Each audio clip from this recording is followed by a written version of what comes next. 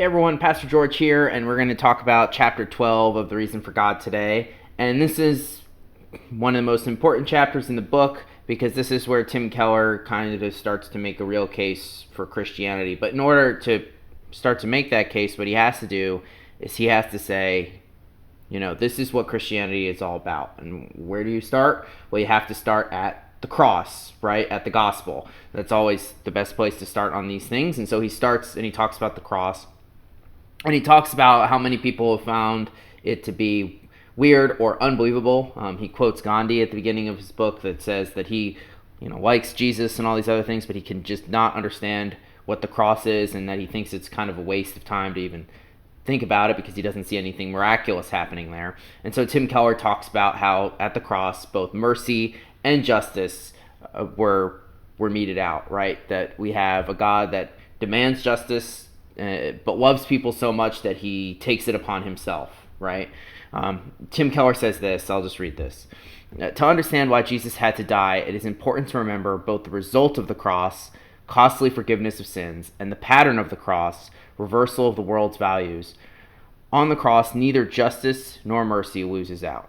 Both are fulfilled at once. Jesus' death was necessary if God was going to take justice seriously and still love us.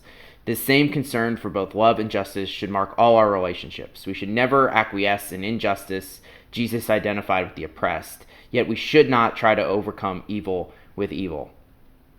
I think that's very good, right? So we should always, justice, again, big, multifaceted word these days, but essentially, just that we should seek right things, right? We should seek that people get what they deserve, whether that's being injustice, people being not allowed. I can't find an uncouth way of a more couth. Screwed. Find out how people are getting screwed and try and. I can't find another way of phrasing that. Sorry if that offends anyone.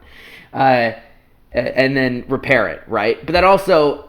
We also need to hold this standard that if people are demanding justice and there actually is no fault there, then you have to come down on that side too. And I think that's maybe a little harder to do. But I digress. That's a big part of what we do, and that's accomplished on the cross. That's why we know justice is important, because God cares about justice, right?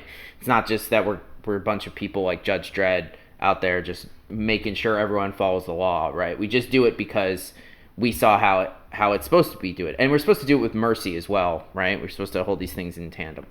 So, and all that is accomplished on the cross, which is the great mystery of Christianity besides the resurrection, right? Is how do these things happen? And that's the big theological moment. No cross, no Christianity, right? So that's what he talks about today.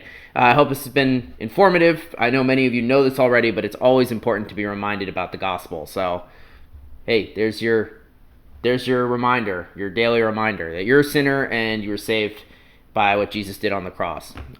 All right, I will see you all tomorrow with chapter 13. I hope to see you then.